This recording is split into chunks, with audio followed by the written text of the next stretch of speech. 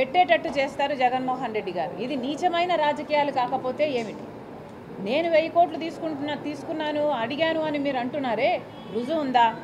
మీరు రుజువు చేయండి. ఈరోజు నేను రాజకీయాలు మానేసి వెళ్ళిపోతా. నేను ఒక పైసా సాయం అడగలేదు. వీళ్ళు ఎప్పుడు ఏది ఎట్లా అవసరం ఉంటే ఆ మాట మాట్లాడడం వీళ్ళకు అలవాటు. వీళ్ళు ఊసరు వల్లీలు. వీళ్ళకి అవసరమైతే అమ్మ తల్లి పాదయాత్ర చెయ్యి అని అడుగుతారు. వీళ్ళకి అవసరం లేకపోతే నువ్వు అసలు రాజశేఖర రెడ్డి బిడ్డవే కాదు అన్నట్టు విజయమ్మను కూడా అవమానిస్తారు. ఏది పడితే అది మాట్లాడతారు. వీళ్ళ మాటలకి ఎవరండి లెక్క పెట్టాల్సింది? Please ignore it.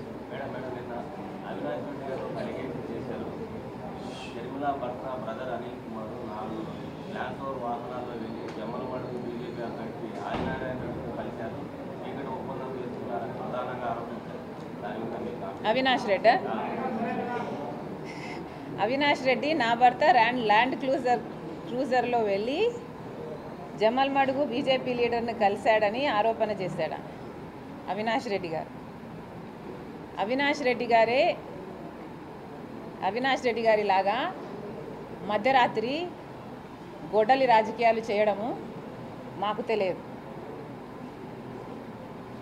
అనిల్ గారు మీరు చెప్పే ఈ లీడర్ని ఆయన ఇంటికి వెళ్ళి కలవడం కాదు కదా, కనీసం ఇంకొకరి ఇంట్లో కూడా కలవలేదు.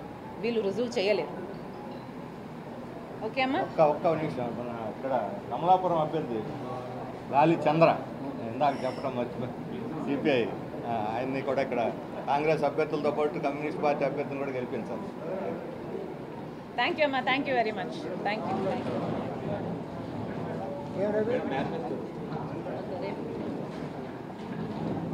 Madam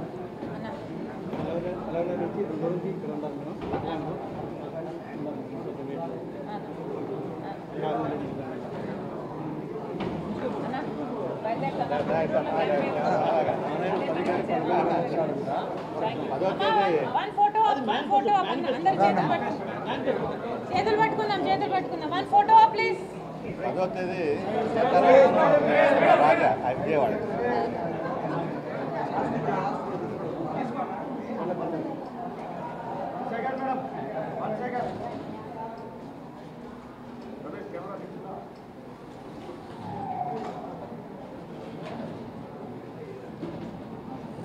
thank you guys. Thank you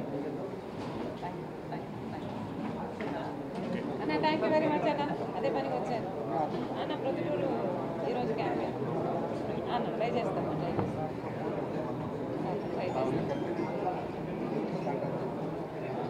Karthik